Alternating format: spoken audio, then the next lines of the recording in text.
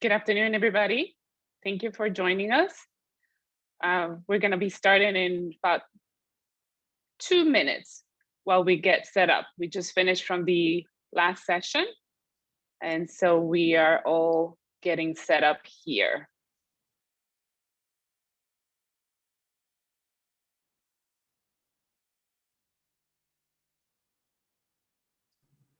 All right. Can you hear me, chat? I can. Hi, Yoka. Good to see you. Hi. Good to see you. How are you doing? I'm doing very well. How are you? Well, I'm glad to hear that.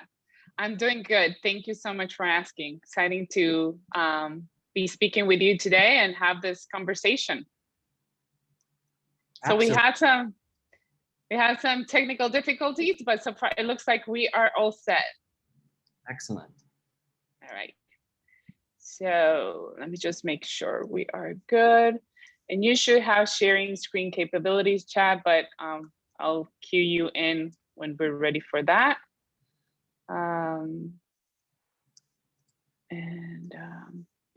So just so you know, a lot of everything will be recorded and reshared. There's a lot of events happen simultaneously in this virtual platform, but we should be ready to start now. So we're going to start the recording.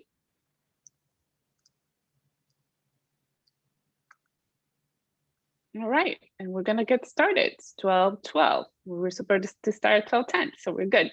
Perfect. All right. Well, thank you, everyone. Thank you for joining us today on the first day of Florida's Climate Week, brought to us by the Volo Foundation. We're excited for this conversation. We'll be taking questions via the WOBA app, so please make sure to place your questions through the app, whether it's through your phone or through your portal.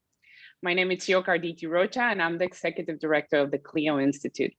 The CLEO Institute is a 501c3 nonprofit, nonpartisan organization exclusively dedicated to climate crisis education, advocacy, and engagement.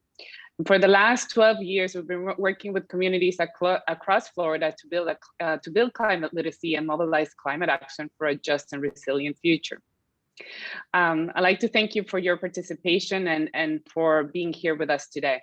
The climate crisis affects all aspects of our lives as Floridians. It is affecting our economy, our health, and even our ability to survive threats like sea level rise or access to clean water. Florida is living under a climate emergency, whether it's more rapidly intensified hurricanes, algal blooms, and fish kills, or dangerous environmental disasters in our state. We really owe it to our children to work together and address climate change while creating opportunities for those communities that have historically been hit hardest by its consequences. Florida hurricanes are coming at a steep price to our economy. Last year, Florida saw one of the worst hurricane seasons on record, and it is projected that 2021 will exceed that mark. In the past decade, Florida experienced 5 hurricanes totaling $93 billion in damages and more than 258 deaths. Many of those deaths could have been prevented if we have invested in climate action, resilience, and mitigation to make our shores and our communities more safe and climate ready. In 2018, the United Nations Intergovernmental Panel on Climate Change report called for rapid and far-reaching transitions in energy, land, urban, and infrastructure and industrial systems to curb rising global temperatures.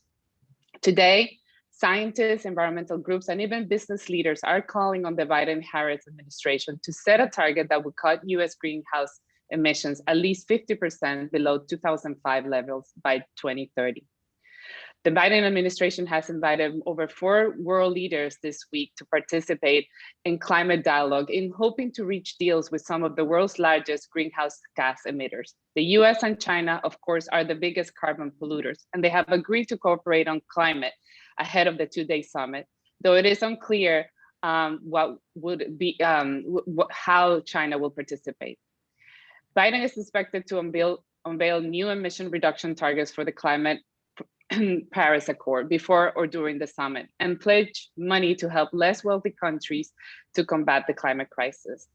The 50% target, which most experts consider a likely outcome of intense deliberations underway at the White House, would nearly double the nation's previous commitment and require dramatic changes in the power and transportation sectors, including significant increases in renewable energy, such as wind and solar, and steep cuts in emissions from fossil fuels, such as coal and oil.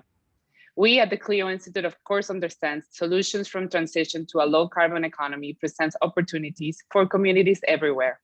And so for the purpose of our conversation today, we will focus on mitigation solutions that reduce greenhouse gases by avoiding heat trapping emissions, or solutions that sequester the greenhouse gases already in the atmosphere.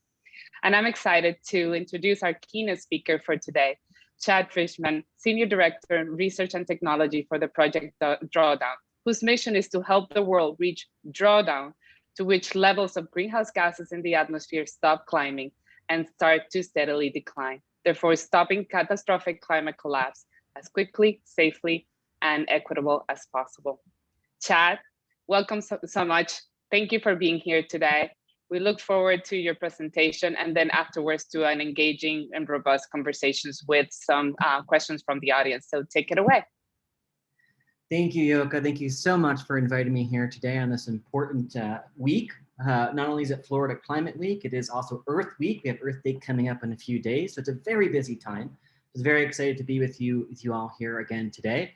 To be back here, hosted by the CLEO Institute and the Volo Foundation. It's good to come back and give a little update of where we are with Project Drawdown. So really happy to be here. Thank you all. So I'm going to go ahead and share my screen right away. And so as Yoka mentioned, let's confirm that you all can see this.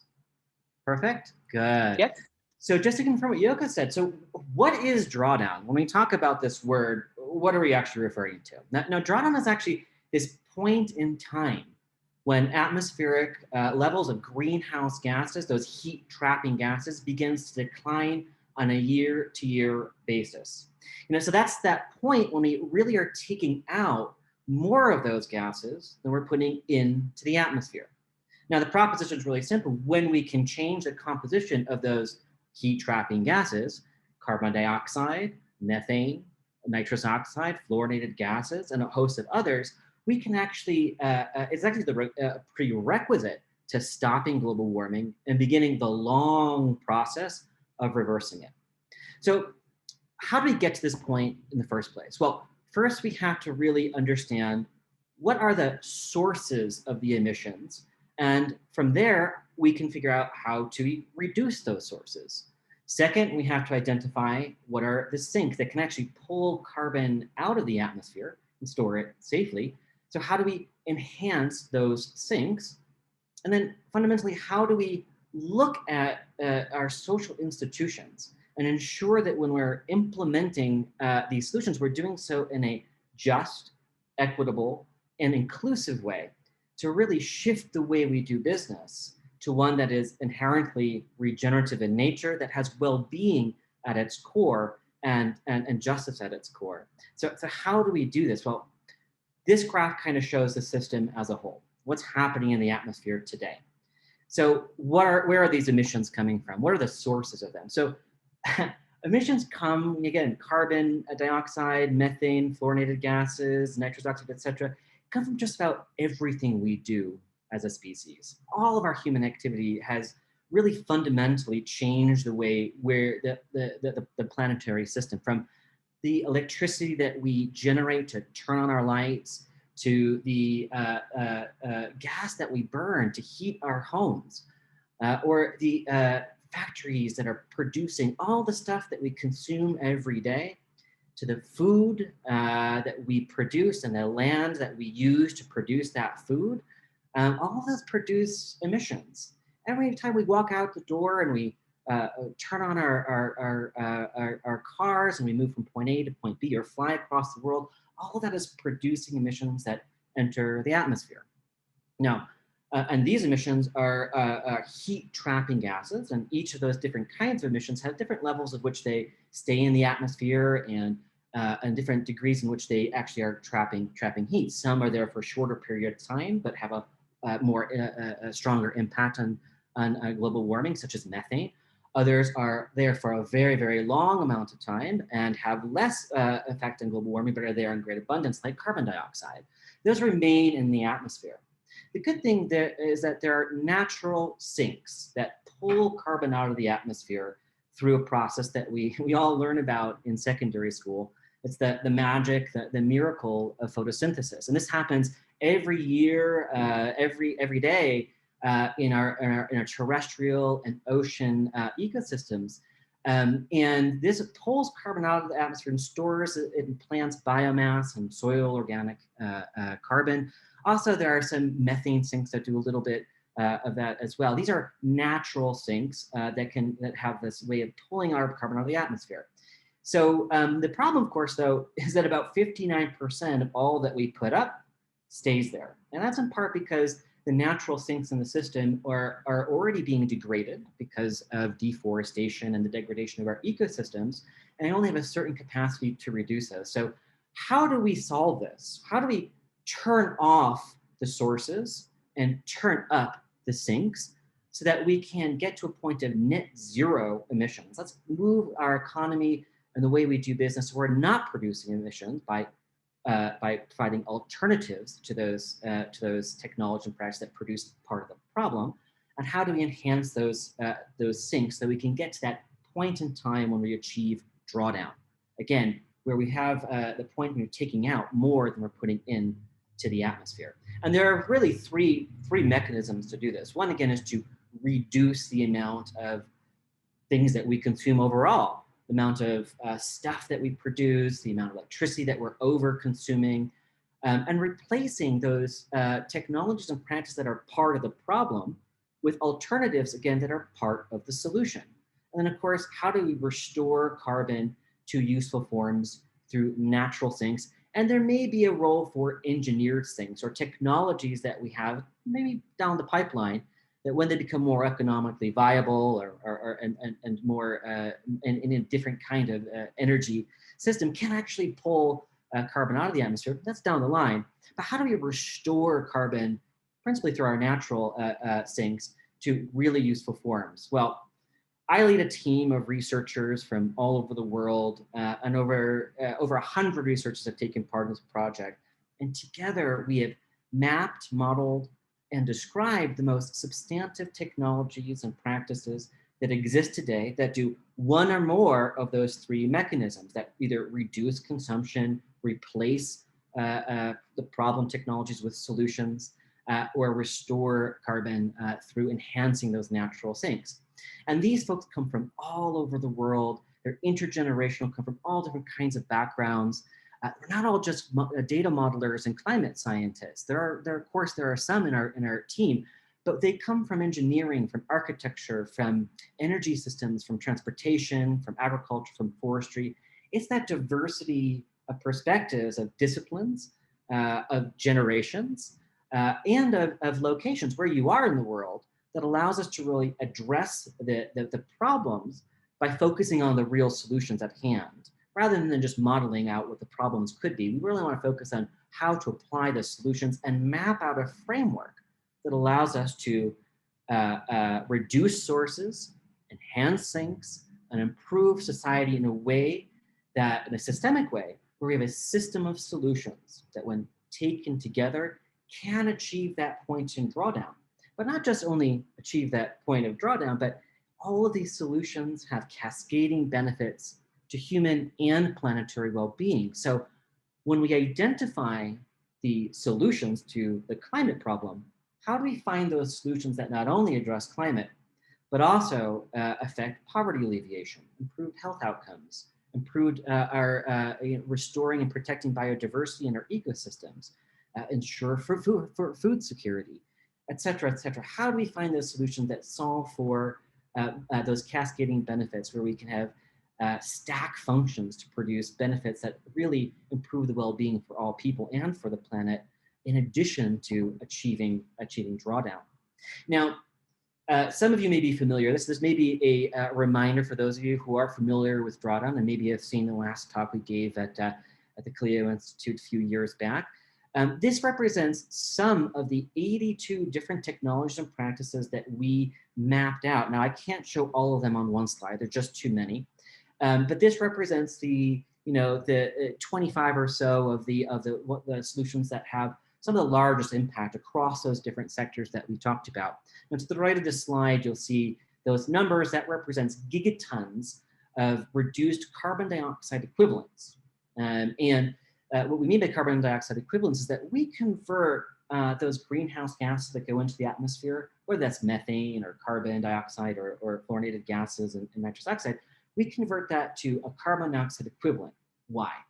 We do that so we can compare all of these different solutions as apples to apples to apples, add them up and see as an aggregate whole how this system of solutions can affect the atmosphere. And so we can get a measure of how much impact these have in reducing emissions, sequestering more carbon, and ultimately achieving that point of drawdown and our climate targets that we set, that the Intergovernmental Panel on Climate Change has set for us. Now, the two numbers represent, so you'll see some differences from the last time we presented here. Those two numbers represent two scenarios. Scenario 1 is aligned with a 2 degrees Celsius warming target set by the Paris Agreement.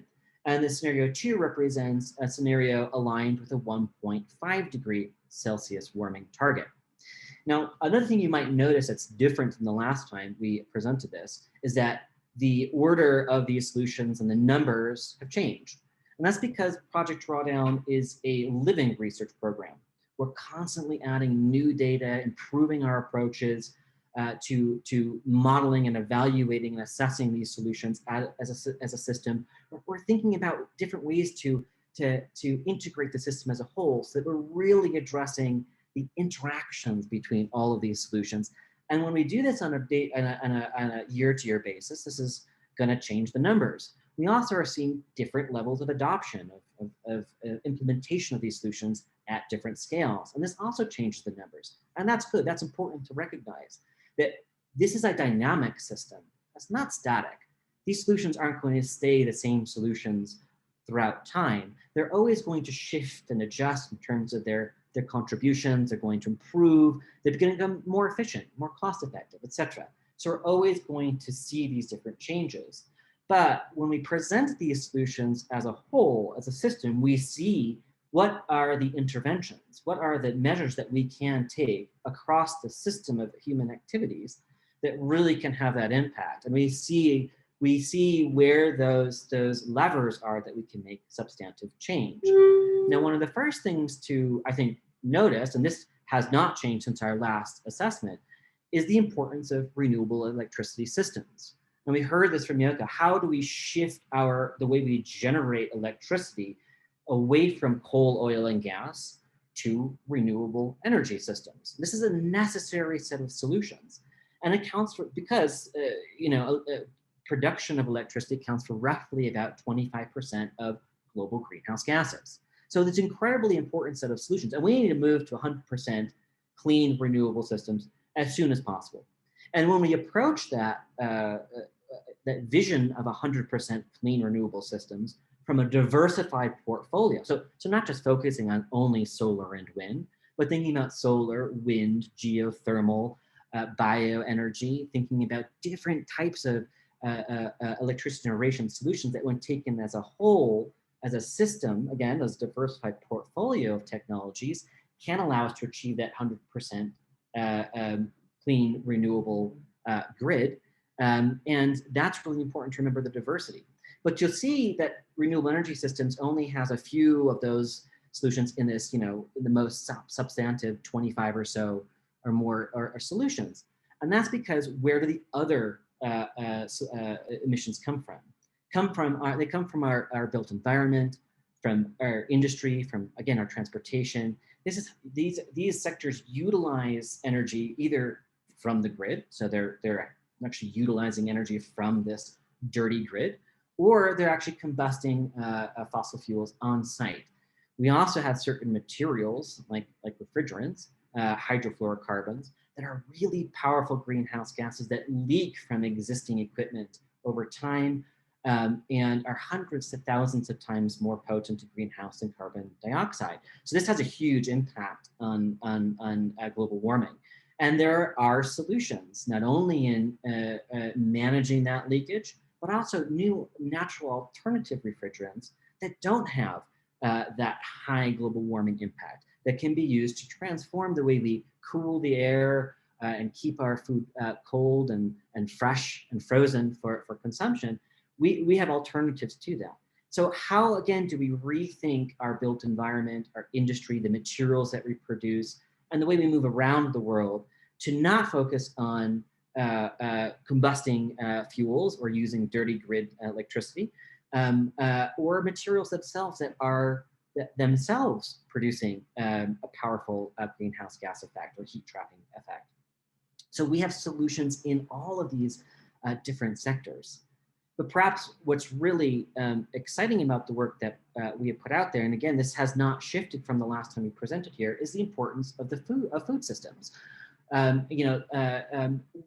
What we produce and what we consume and how we consume food is incredibly important, not only because agriculture itself is a net emitter of carbon dioxide, because it produces emissions overall, as well as through the degradation of land to produce more cropland.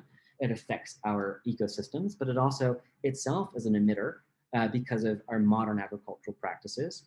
But the type of food that we consume, which is heavy on meat products and animal-based proteins, particularly in high-income countries, is really carbon intensive. It has a real greenhouse gas intensive process. And so it produces a lot of emissions.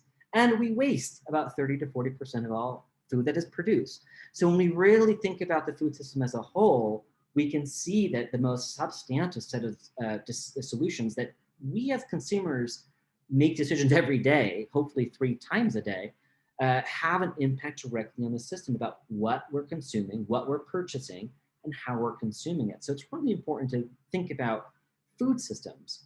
And of course, their effect on land and ocean sinks. And again, food systems is the principal driver of deforestation, agriculture.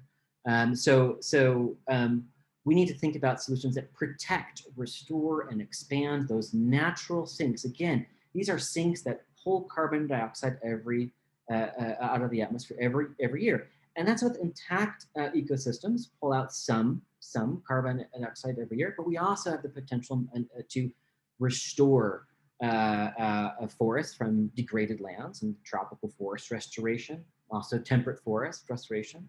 We think about re-wetting peatlands, which is essentially restoring peatlands, which is a huge carbon sink. And of course, tree plantations on degraded land. We can rethink how we manage our land systems to make them part of the solution, a drawdown, enhancing those natural sinks.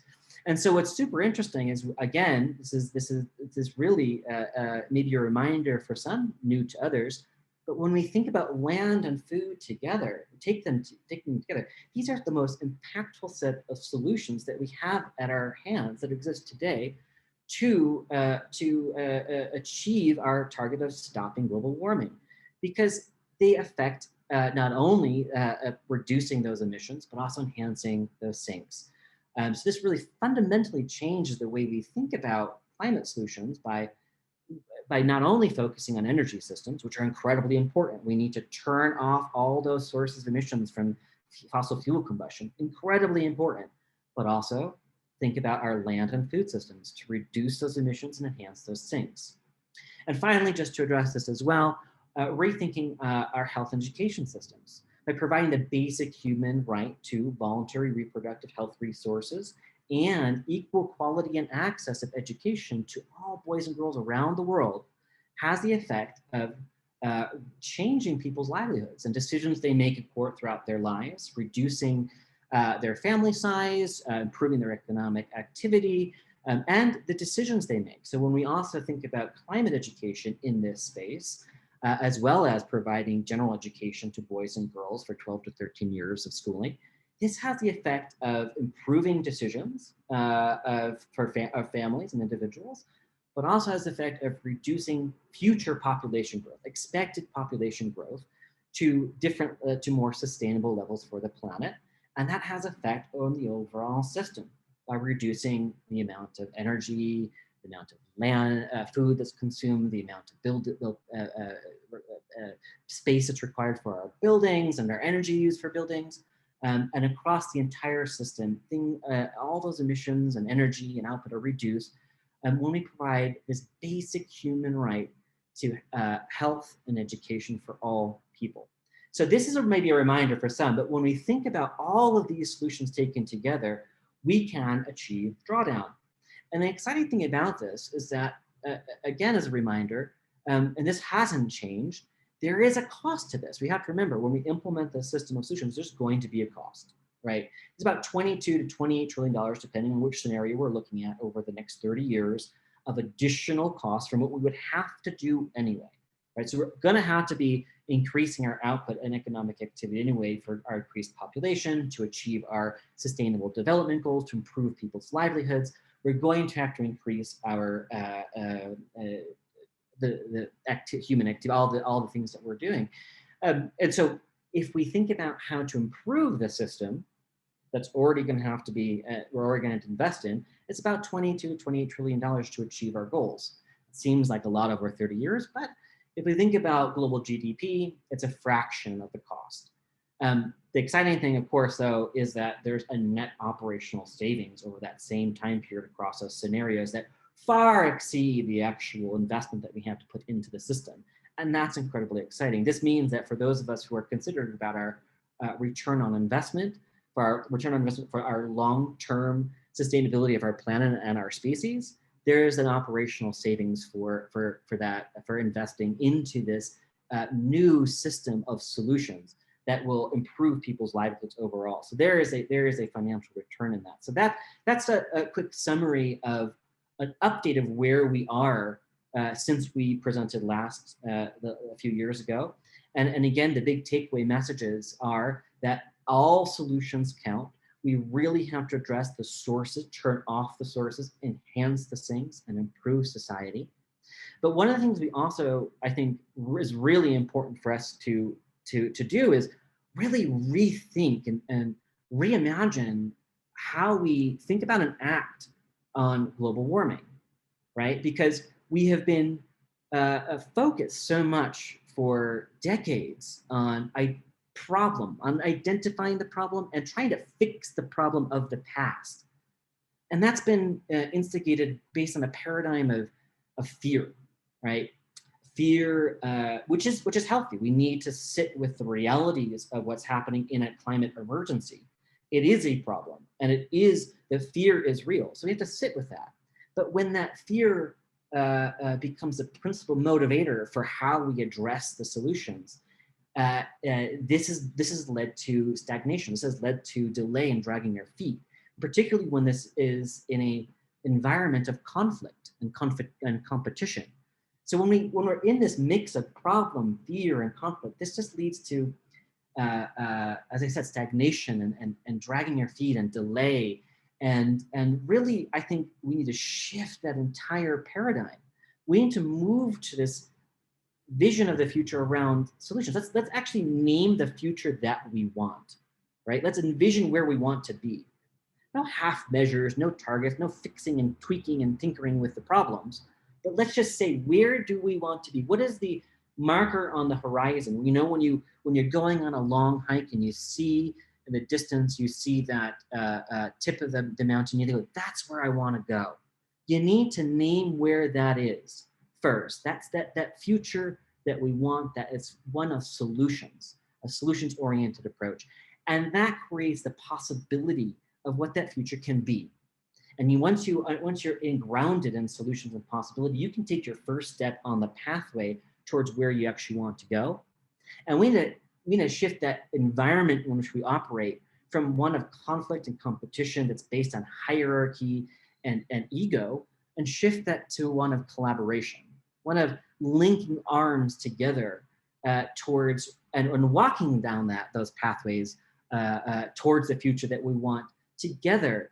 And really shift the way we do business. Because when we do that, when we mix that new paradigm of solutions propelled forward by the vision of possibility, and doing so in collaboration with each other, from local, regional to global, back to local, back to regional and global. When we see us as an integrated system, a distributed network working together, this creates the opportunities for that future that we want. And that's the paradigm shift that we really need to focus on. These aren't just solutions that tinker with the problem. These aren't just technologies and practices that have to implement in half measures, but these are opportunities to really create that future that we want. And it's our chance now to choose what that is and to move forward.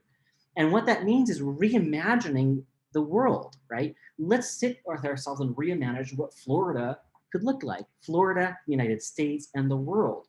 Let's imagine a world where we have onshore and offshore wind turbines. We have solar photovoltaics in our urban environments, as well as in rural environments. We have the capacity to have renewable energy systems in urban and rural environments across wind, solar, geothermal. There's a diversity of renewable energy systems that we can imagine producing all the electricity that we need in abundance. Like every other form of life that uses the sun for energy, we can harness that power in abundance. And that's the paradigm we need to think about, a regenerative system that is filled with abundance. Because when we do so, we see not only do we solve for climate by reducing the emissions that are produced from coal, oil, and gas, but that renewable energy system not only improves economic output for countries that are at least in less developing countries, it improves health outcomes and educational attainment for children. It transforms people's livelihoods, as well as reducing air pollutions. Imagine that world, imagine Florida, imagine the world with a clean renewable energy system. That's exciting to have. That's part of the future that we actually want. Let's reimagine how we move around the world by thinking about electric bicycles, for example, electric scooters, making public transportation sexy and exciting to use, walkable cities, and where we need to drive, let's use electric vehicles. We could reimagine how we move around the world with joy, and enjoy how we move around the world without burning fossil fuels from our tailpipe and producing smog, congestion, having terrible outcomes for our health. These have cascading benefits when we transform our transportation system. We can transform how we work in the world. This is an example of what we're doing right now. We're transmitting over the internet, allowing us to be present with each other and to communicate and to work in ways that are not forcing us to fly and use and producing emissions to fly all over the world. And air transport accounts for 3 to 4% of global greenhouse gases, and expected to increase 2-3-fold in the next 30-40 years. We can shift how we work more efficiently from home, improve the amount of time it takes us to get from point A to point B, not only in our air travel, but also commuting in our urban environments, reducing congestion, reducing the amount of time we are in transit. What does that mean? That means we're more efficient with work, and we have a better, more time to spend with our families, with our communities, with our neighbors. So we can rethink how we work in the world today. We need to reimagine how we move our goods and serve goods around the world to be more efficient, to reduce the amount of stuff overall, and to be more efficient at how we transport our materials. We can reimagine the materials themselves, to move away from the extractive modality of pulling and taking from our earth and through industrial processes, converting our Earth's resources into materials that just get wasted. We can have a circular economy where we utilize and reuse over and over and over again all the materials that we have in the system already, reducing and minimize the amount of extraction that has to take place to produce the stuff. Now, we need to reduce the amount of stuff overall as a starting point, remember, reduce how much stuff we produce. But we have solutions to take the stuff that's already in the system and to use it over and over and over again. And this, again, has an effect on reducing the emissions from industry, but also has all these cascading benefits by reducing waste in landfills, by producing more efficient processes, and so on. I mean to think how we rethink how we the environments in which we live, our homes, our commercial buildings, which are huge emitters of greenhouse gases just from the amount of energy they consume. But not only is it in their operational emissions, so how the buildings operate and the amount of energy they use to heat and cool and light internally, but also the embodied emissions, the emissions that are part of the building themselves. In using concrete and steel, we can shift that to build with wood and not only be more efficient in reducing the amount of emissions from the production of steel and concrete, but also sequester that carbon in the wood itself. So we can think about buildings no longer as net emitters, but as drawdown buildings, right? Let's make buildings become part of the solution, with green roofs, building with wood, and a host of other technology practices that address operational and embodied emissions. But where are we going to get all this timber from? We don't want to be degrading more forests. Obviously, we need to protect our forests, but how do we get timber to move our economy from that extractive modality to one that's bio-based or one that's regenerative economy?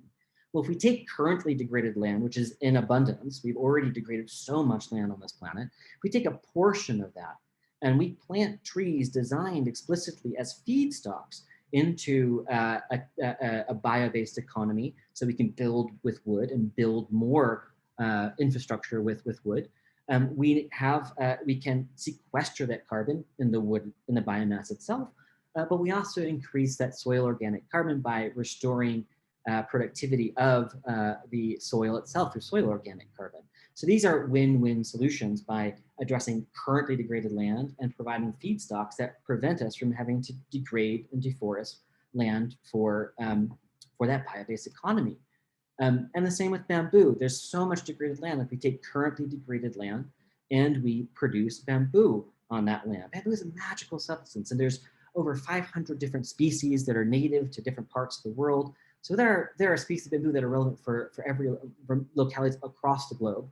And these bamboo can be used, again, can be harvested and used for buildings, for bridges, for bicycles, and even for clothes itself. We can have great fibers from bamboo, which is still has some challenges, but people are working on right now to make it more and more sustainable. So we can imagine the future, this bio-based economy, by taking currently degraded land, restoring the productivity, restoring soil organic carbon, and storing that carbon dioxide that was previously in the atmosphere in materials that are used in our economy. So again, reimagining how we use materials from a economy based on death, based on a fossil fuel based economy of extraction, to one of life, made of the very substance of life. But we have to remember that protecting our ecosystems is paramount. We even saw this last year in COVID, an increase in the levels of forest degradation, which came as a surprise to many of us. But it just shows the importance of really taking regulatory mechanisms and interventions to protect our currently extant forests in temperate and tropical environments, because forests are the great storehouses of carbon dioxide in the biomass and in soil organic carbon. And when they are degraded, they release that carbon into the atmosphere, turning our ecosystems into a net emitter.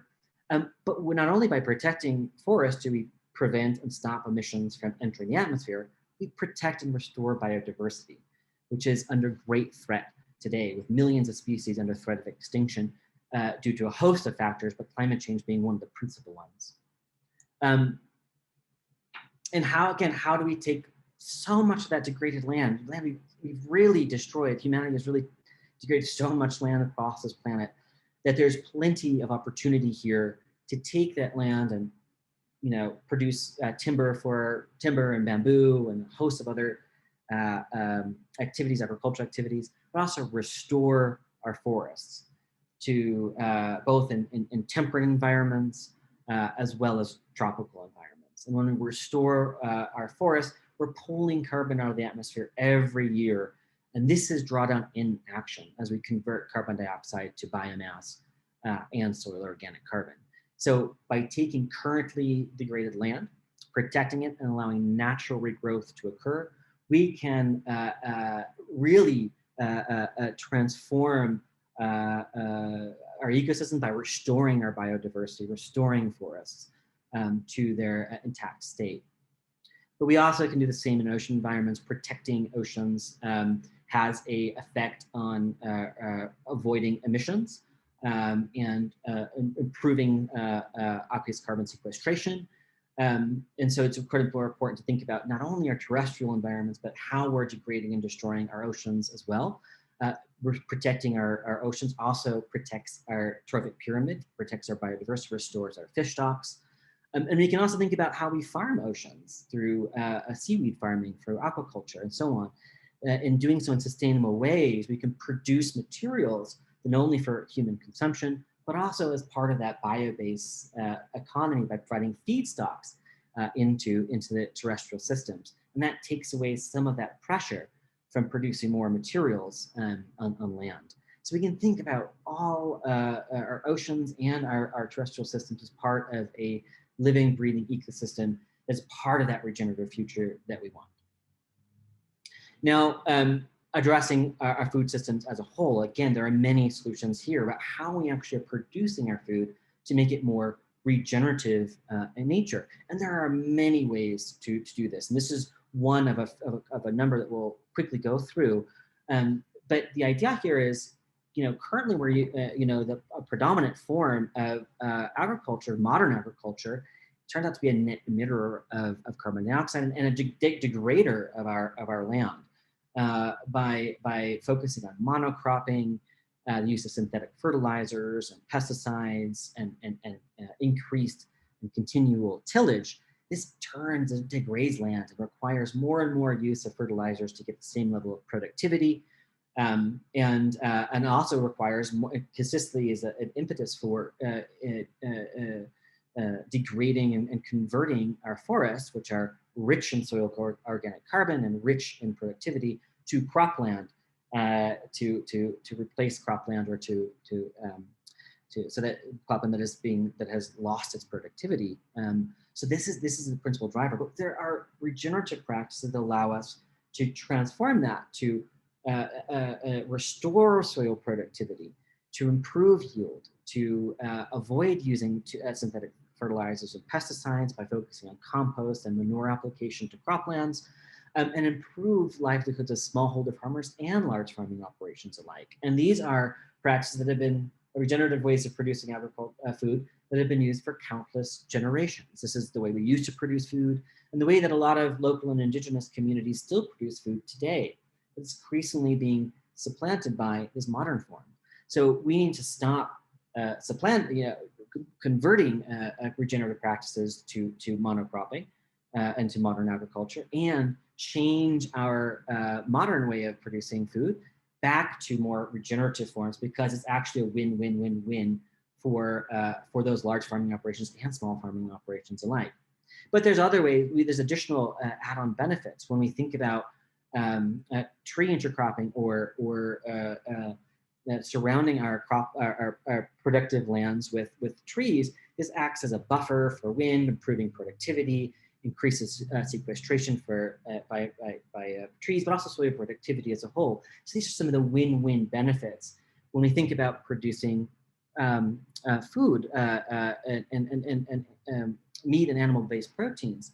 Silvopasture. So this is, again, a solution that's been practiced for countless millennia, and still everywhere I go traveling around the world, I'm here in Mexico for the last few months, and I on various hikes and trips across the country or across the areas I've been traveling, I see constantly silvopasture in practice. It's been practiced, it's practiced everywhere in the world, and it has huge benefits by not only improving soil sequestration and biomass in the trees themselves, but also improving the output from cattle that are being livestock that are being using this as pasture.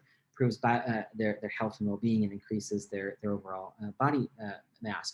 So this is a win-win solution that also is a net sequesterer of carbon dioxide. So this is a really, again, a regenerative way of producing food. But again, as I mentioned earlier, it's what we're consuming also that matters. So yes, we have to think about how to better produce those animal-based proteins, because we aren't all going to go to a vegan or vegetarian diet.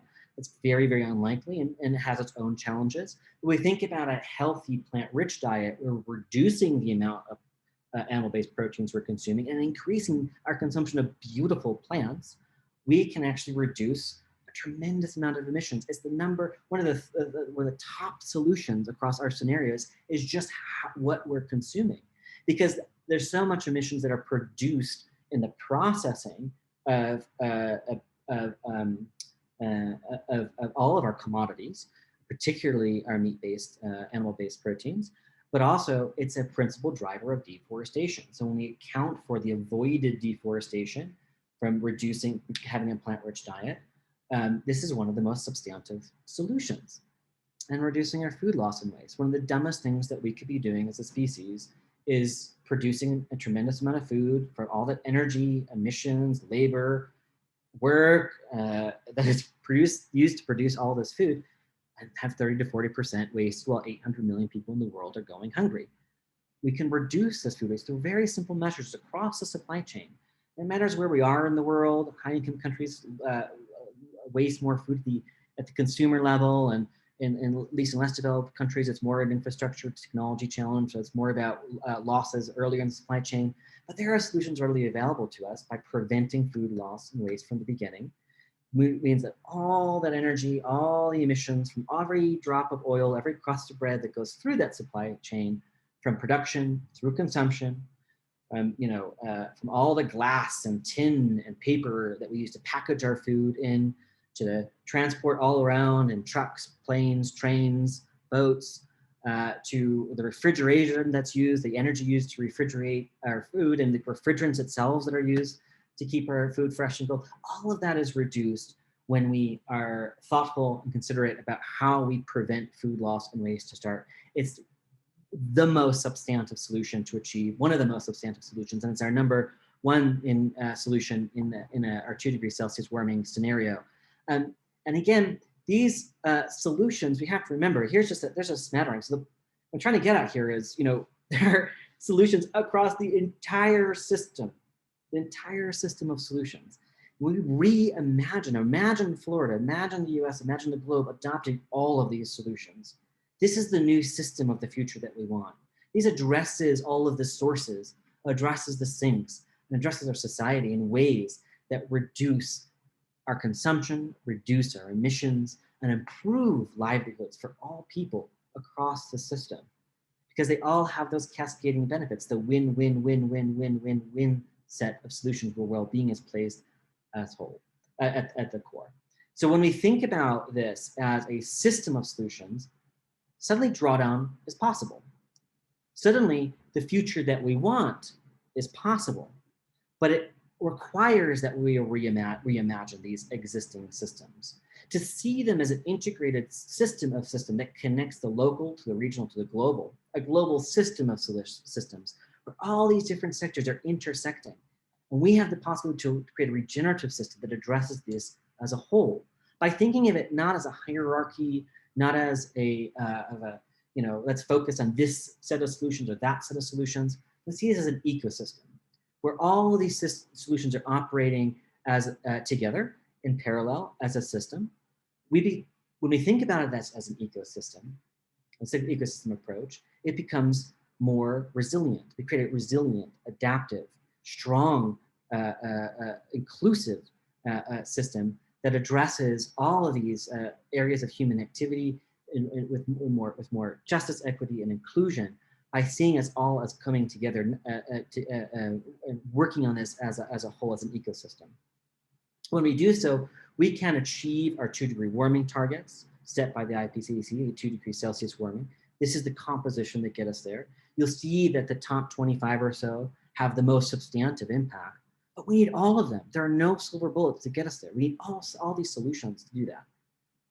And if we want to achieve our 1.5 degrees Celsius warming target, we can do that as well. And we can go beyond these climate targets. You'll see that the solutions shift. And that's to be expected. It depends on how ambitious and vigorous we are in our adoption of different types of solutions, how fast we go, the urgency in which is in front of us. But we still need all of the solutions to achieve our global warming targets and to achieve all those cascading benefits to human and planetary well-being. Because when we adopt this, we go beyond the target. Again, let's go beyond the half measures and go to that future that we want, that marker on the horizon that we set for ourselves, and we set the first, as we walk down this pathway towards, because when we do so, when we address all these areas of human activity, we actually can achieve other global goals, the United Nations Sustainable Development Goals, that are designed to create a more just, equitable, sustainable system for all people, to address poverty, hunger, health and well-being, education, gender equality, clean water and sanitation, et cetera, and to improve our economy for all people in ways that are not extractive, but regenerative. We can go even, and we can see all of the solutions that we've mapped to achieve our climate targets can also be mapped to achieving the Sustainable Development Goals. They're in front of us. These are all existing technologies and practices that address all the areas that we do, and it's doing so creates that future that we actually want, because again, they're opportunities. They're opportunities to do this. And if we think about that future, not just as achieving sustainable development or sustainability, but going beyond those targets, beyond sustainability, to create a regenerative future. Again, where abundance of well-being is placed at its core, reimagining Florida, reimagining the US, I say this again and again, reimagining the globe to be an economy that is not extractive and exploitative, but one that is restorative and regenerative. And we can do this, and we are the generation to do that. No more generation X, Y, and Z. This is a challenge that we're facing together that affects us today, affects our children tomorrow, our grandchildren, future generations to come. It's real, it's present.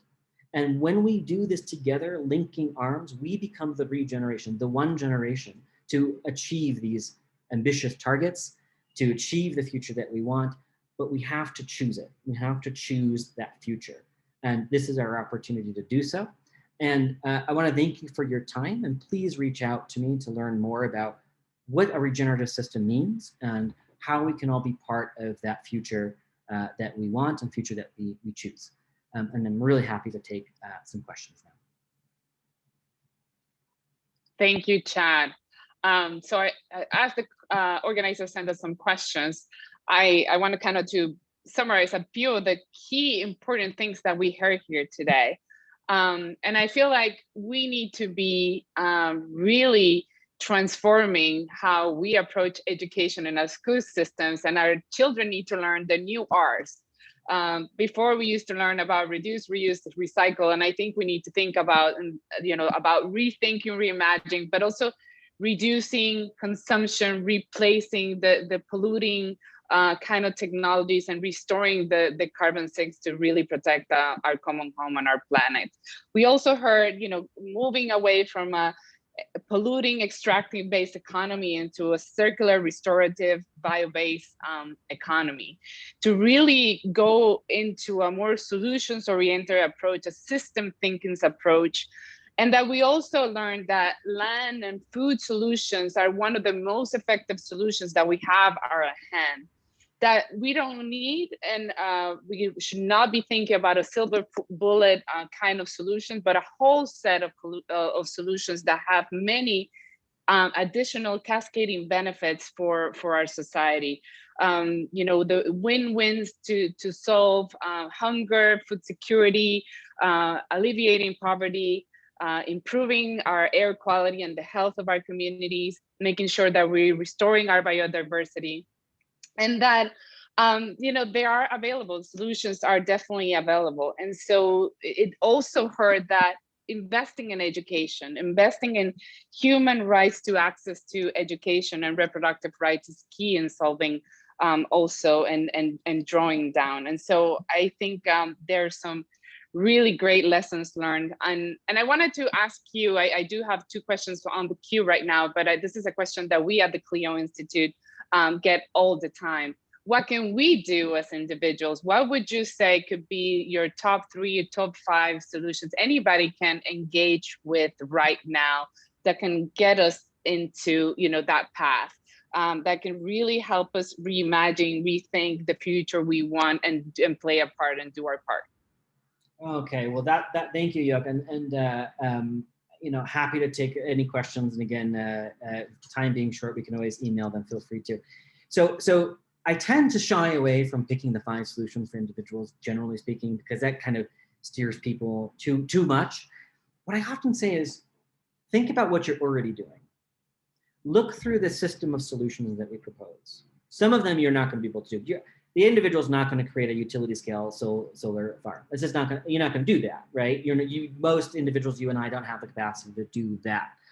Some of us might be part of a company or a regulatory body that can do that, that can influence that. So we may think about that, but most of us don't have the capacity to turn around and invest in that, or buy to start one, implement one.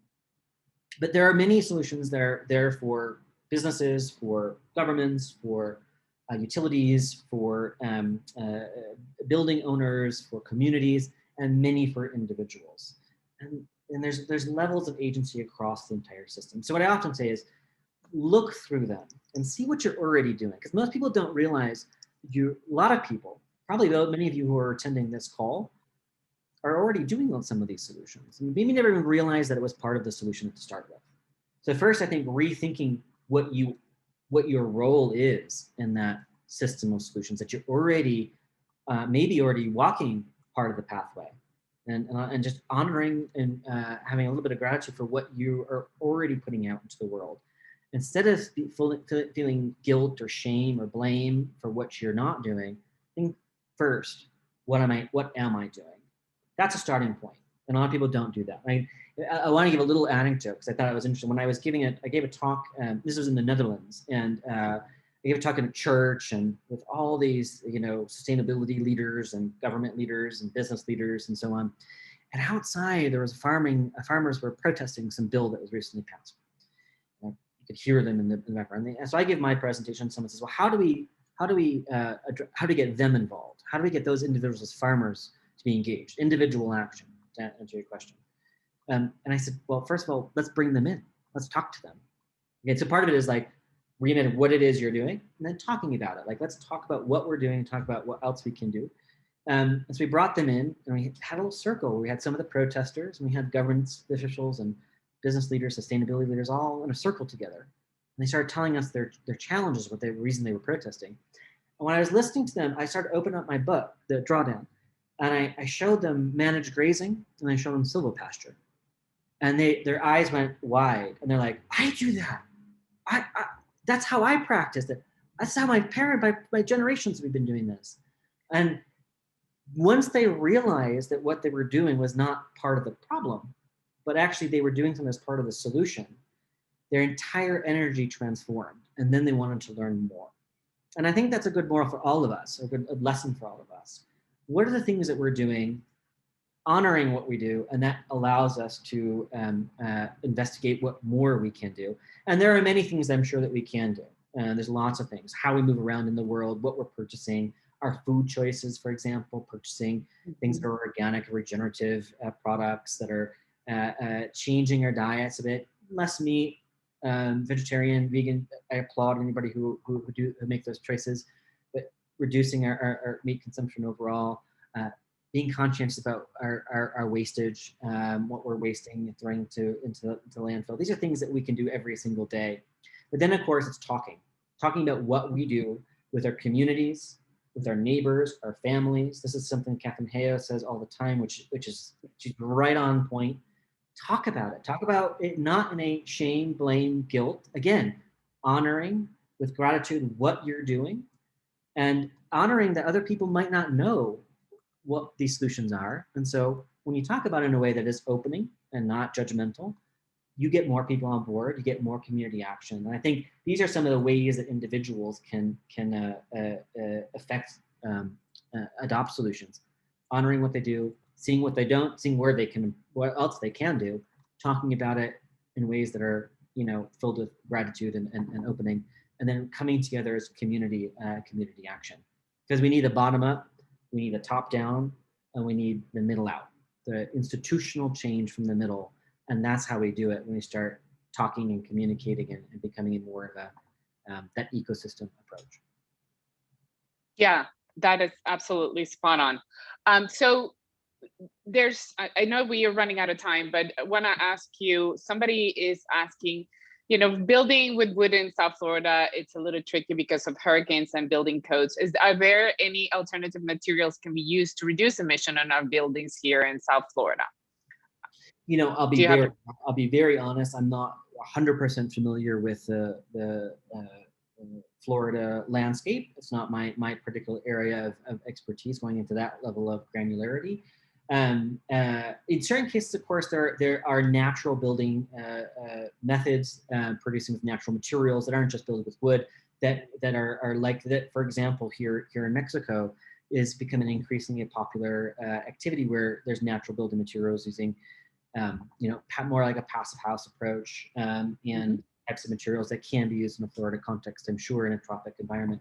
But with hurricanes, it's also a big challenge. And so there are ways. There's alternative forms of concrete that are bio-based concretes that are increasingly becoming more using miscanthus and other types of biomaterials that can be put in concrete to make it as alternative methods and so on. So there are ways, I think, that they can afford a context. But I think this raises a good point, Yoka. These solutions that we highlight at a global scale are important because they exist and at global scale. That's where ultimately what we're talking to the environment, the atmosphere, which is global. But in every single context, whether that's Florida, New York, California, Texas, Minnesota, Montana, India, Mexico, Brazil, China, there's going to be a different context. Different way in which people are operating, different set of solutions that are going to be relevant at scale, even within countries, even within certain cities. They may be very differing from South Florida to the northern part of Florida. You may have a different portfolio of solutions, technologies and practices that are most relevant for you at that scale. And so what will be as valuable and what we're building out is the capacity so that you can create those more contextual approaches that identify what are the real solutions, not just at global scale, but regional and local scales as well, because they're going to differ and there's going to be different sets of solutions. There may be there's so many more solutions than the ones that we profile at global scale. There might be solutions that may not be super relevant for everywhere in the world, but may be relevant for Florida. And you have to find those solutions and see those as not just 82 solutions, but 100 solutions, 200 solutions. There may be a lot of smaller, different kinds of solutions that are relevant at scale. So there's a lot out there, and many I don't know. But there's so many that exist. And so we need to just identify what are the solutions most relevant at scale, and then how does that concept help accelerate them? What's the policy mechanisms, financial mechanisms, behavioral mechanisms, educational platforms that are needed at that location to accelerate these solutions? Absolutely. I mean, there is an array of solutions that we can be embracing. And here in Florida, we have a specific set of challenges and as well as opportunities. I mean, we can be embracing clean energy technology. We are the sunshine state, and we can be actually become energy independent if we can imagine and we can do it. So we are firm believers where there's challenge, there's opportunities. Right now we have many dangerous preemption bills passing through our legislature that are really threatening clean energy commitments at the local municipal level. But I think it is, to every single Floridians to really use the power of their voices and the powers of the vote to really enable and forge change. And I think we have run out of time, Chad, but I did post your Drawdown's website on the link on the chat. And also your Climate 101 Solutions webinars, which are great content, a great resource for people to continue their growth journey. Do you have any other resources that you'd like to share in addition to those, or where can people get more information if they wanted to continue learning more about Drawdown Solutions? Well, I mean, I think these both the website and those I mean, the website itself also lists all of the solutions. So you can go in there, figure out what's the impact of the solutions. And then, of course, we have some educational materials online as well. And if you want to learn more about connecting drawdown system of solutions to the Sustainable Development Goals and to other sort of regenerative ways of thinking, there's some papers that I can pass on to you all, send up a link. We produced a paper that actually, that beautiful, fun little graphic that links all of the SDGs to all the solutions to all the SDGs. That's a good way, I think, of thinking about the cascading benefits to human and planetary well-being. So going beyond just climate and thinking more about achieving our other goals for our species and for the planet. Absolutely. Well, with that, I'd like to thank you for your great presentation, from spending an hour of your time, of your busy time with us. There are some questions that were unanswered, but we'll take those offline and we'll address them either via the WOBA chat or via email.